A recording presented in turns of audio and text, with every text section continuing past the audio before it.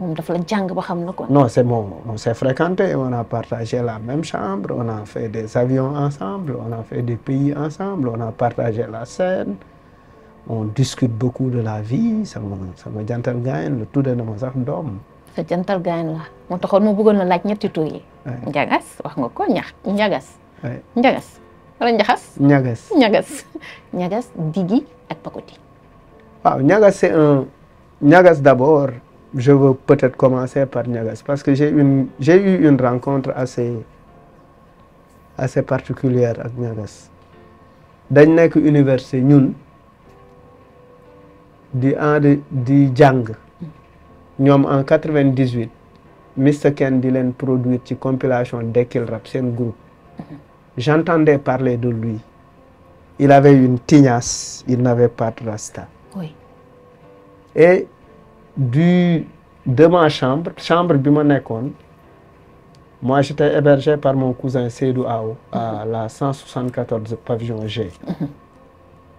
Le voisin de Seydou Aw était un Saint-Louisien qui s'appelait Yakuza, c'était aussi un rappeur, il était au département d'anglais. En haut, 134G, c'était la chambre de Aziz qui faisait espagnol, qui avait hébergé Njagas pour les besoins de la compile de Mr Ken. Njagas est passé, on n'a pas nekkuñu woon gaayen en ce moment quoi. Mais après que Njagas est rentré, comme que Saint-Louis la juddoo ma waroon def concours CESTI di jëli samay extrait de naissance ay yooyu. ma ne xaaral ma seeti Njagas quoi.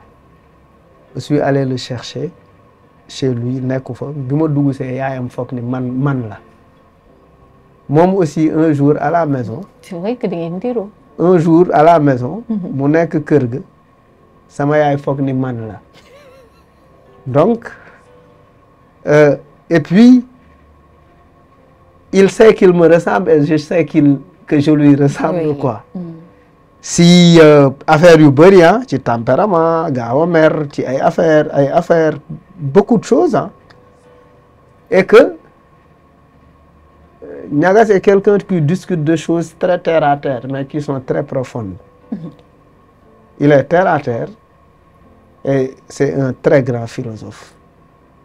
Un jour il me dit mais man yow fekk en fait je me confie des fois à lui. Il me dit boo bëggee noppalu ci àdduna toutes ces choses-là yi ngay expliquer de choses qui te font mal par rapport à des gens et cetera mu ne ma il faut décider de ne retenir que les choses positives pour bien vivre mu ne ma parce que li ci des yëpp fardeau la mu ne ma la vie elle est ainsi faite elle est faite d'événements heureux et d'événements douloureux. Elle est faite de déception, elle est faite de belles surprises. Elle est faite de belles surprises. mu ne en fait loolu la. man foofu laay dundee. mu ne en fait je ne suis pas dans la remise en cause dans nanani xool lii la et que Njagas ñu ngi daje après cette histoire bi ma demee di ko seeti fekkuma ko fa. On s'est retrouvé dans le cadre d'un projet ñun génneeguñu album. Bataillon Blindé moom seen groupe Henri Guiabert produire leen ñu génne seen album changé seen turu groupe tudd Tundu Wundu génne benn album bu tudd Xundu. donc bi ñu génnee seen album ma ne ko mais viens à Dakar pour la promo. Il est venu, il s'est installé. C'était en 2000. De 2000 à 2010 Njagas est resté à la maison. mu nekk ba ñun ni suñu album di génnee ba moom muy génnewaat beneen album solo avec le même producteur qui avait produit notre album. Après il a intégré aussi le Bataillon Blindé ñu partagé ay affaires yu bëri ba ni muy takkee jabar di dellu à Saint-Louis tabax këram dëkk fa et cetera. Donc et puis il avait une complicité surtout avec ma mère. Par exemple un jour j'ai vu ma mère lui donner ma mère nous a trouvé sur la terrasse jox ko benn sëru dënk par exemple buy xeeñ denc bu yàgg. ndeysaan. jox ko fukki dërëm da ko jëndal omo fóot ko da ko sàngoo parce que Guédiawaye dafa sedd et quelque temps après ma maman est décédée donc c'était l'ami de ma mère. bu feebaroon c'est ma maman qui le soigne donc ñu nekk ay gars on a partagé. Il voyait en lui son fils Malal. Oui mais en même temps bon c'est aussi l'esprit de la maison. Toutes les personnes sont traitées comme doomu kër gi. oui comme doomu kër gi quoi parce que kër gu mag lañu famille bu mag lañu et cetera et cetera. c'est Niagas qui m'a présenté Diggi. Niagas moo bi ñu ubbee studio Niagas moo xam Diggi studio Gaston indi ko présenté ñu ko Diggi ñëw installé wu. C'est Niagas qui a amené Diggi à Yukunkuru. Diggi est encore resté à Guédiawaye jusque-là. On ne travaille plus ensemble mais depuis boobu Diggi 2007 ba léegi quitté wul Guédiawaye. Ce qui veut dire qu'en fait en termes de relation il y a des choses qui retiennent les gens. Nit dina ñëw fenn pour wut fa koom-koom pour wut fa dara après relation bi dem ba romb loolu quoi. Donc en fait c'est véritablement ça. Ban beneen tour nga ma laaj. Pakoti. waaw Pakoti aussi il était exceptionnel. Pakoti moo ma njëkk Pakoti moo ma njëkk a wutal tournée avec Gauloise Blonde en 2003 suñu album door a génn Gauloise Blonde di wër beneen artiste di hésiter ci Bataillon Blindé mu convaincre leen. On a fait toute une tournée qui nous a fait beaucoup d'argent et puis après Pakoti ñu voyagé ndoo avec Youssou Ndour voyagé ndoo un peu avec Bouba un peu partout quoi. Pakoti aussi m'a présenté à des personnes importantes en Europe avec qui j'ai travaillé. Donc Pakoti après on a fait Cukunam Cukul, on a fait Mat Matuyo, on a fait beaucoup de choses ensemble quoi. Je suis encore très attaché à ces je garde encore la relation avec Moustapha Ndiaye son manager, avec Max aussi xaritam, donc on garde toujours le lien. Même décembre bi passé dans le cadre de la célébration des 50 ans du hip-hop sénégalais, on a rendu hommage à Pakoti en donnant l'opportunité à un jeune de reprendre un peu cette chanson quoi.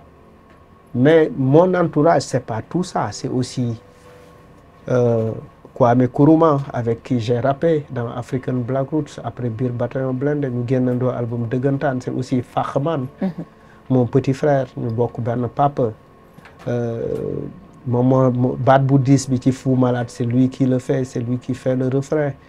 C'est aussi Niga Ahmed tudde na ma doom, c'est un rappeur du Bataillon Blindé qui est maintenant en France et cetera. C'est aussi Raoul Mendy.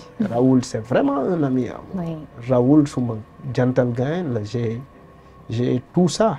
Donc énormément de personnes qui m'ont accompagné, qui m'ont aimé, qui m'ont protégé, qui m'ont éloigné du danger, qui ont toujours été là. Donc ma sœur Fati, donc il y a tout ça. Mais damay des tuuti ci Pakoti. Ban souvenir nga am ak moom bu la marqué. Pakoti une semaine avant muy dee daf ma ne dinaa ñëw sa kër waxal Marème mu fekk dañ ñu rombante ci oto quoi. naa ñëw sa kër fa laa yendu mercredi bi waxal Marème toog ceebu kecax. C'est ça loolu la. Et puis il me donnait tout le temps de l'argent sans que ma ñaan ko. mu disait maanaam xam naa yow war na dëgëra xaaral waaw kay yónnil sa boy mu ñëw avec comme ça quoi. Et il aimait chahuter Fata. bu ñu àndoon xam nga ñun Fata moom moo ñu daaxoon sol yére yu nice quoi. Parce que Fata c'est un mannequin quoi. ay pipen jaay taar sol ay yére américain casquette. Pakoti bàyyi loo am si concert yi jëndee ko yére del denc. ñi ngi del denc ndeysaan. am na benn ndeysaan suñu xam nga rek am na aussi suñu benn concert bu ñu defi woon benn tournée bu ñu defi woon Guinée Conakry. Ndeysaan c'est lui qui avait trouvé l'opportunité quoi. On a fait Guinée ensemble dem nañ def concert Kindia def concert stade 28 septembre. comme 26 septembre, Conakry. On a aussi fait le tour du pays avec Pacotille. Et ce qui était impressionnant, Pacotille était connu de tout le monde. Et il me disait, bul nangu kenn yàppale si affaire u rab de.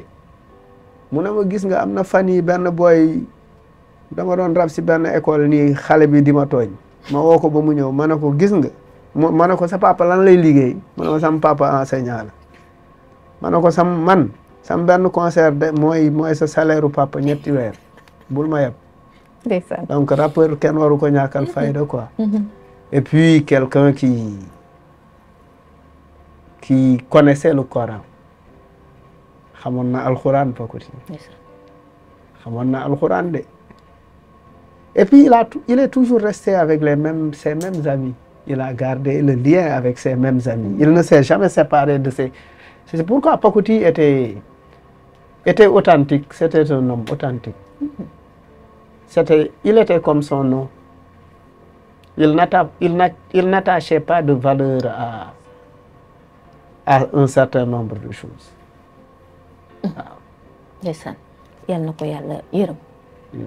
Yërmande yeesal yërmande. Mais tempo émission bi dafa mel ni yërmande daf ci bokk quoi. lu tax nga wax loolu. Oui, non, c'est dans l'accent et dans le ton que tu donnes à l'émission. C'est comme si on était en train de rendre hommage à des morts, quoi. Et daf la touché nii. Non, je dis que c'est ça le tempo, quoi. nga bëgg a wàccee affaire bi rek. Non, en fait, c'est là, est-ce que le ndeysaan est nécessaire dans l'émission? Ah, da nga wax loo xam ne jar na ma ne ndeysaan ma ne ndeysaan. Waaw, on y va.